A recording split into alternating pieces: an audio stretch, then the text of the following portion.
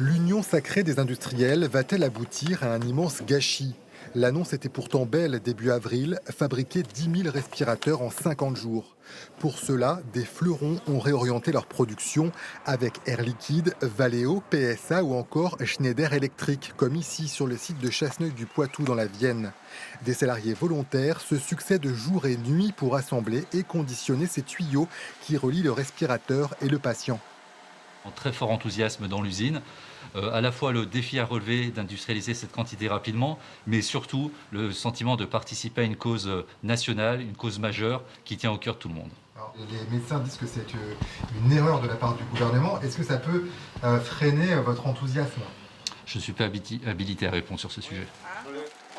Les équipes de Schneider Electric y mettent du cœur, mais leurs efforts sont vains selon certains spécialistes, dont le docteur Mathieu Boisson, anesthésiste réanimateur. Car sur les 10 000 respirateurs commandés par le gouvernement, 8 500 sont équivalents à celui-ci, appelé Osiris. Vous n'allez pas pouvoir modifier des paramètres fins chez les patients qui ont notamment un problème pulmonaire. Vous n'allez jamais pouvoir ventiler quelqu'un qui a une atteinte pulmonaire grave avec ce type de respirateur. Aujourd'hui, on ne veut même plus les utiliser pour du transport classique.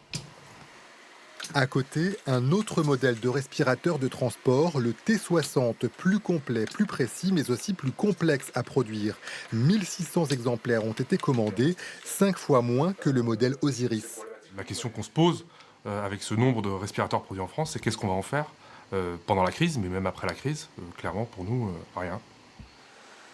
Le ministre de la Santé a répondu à la polémique. La commande passée début avril était la solution la plus rapide pour équiper des lits de réanimation. Un choix de prudence, rajoute-t-il dans un communiqué.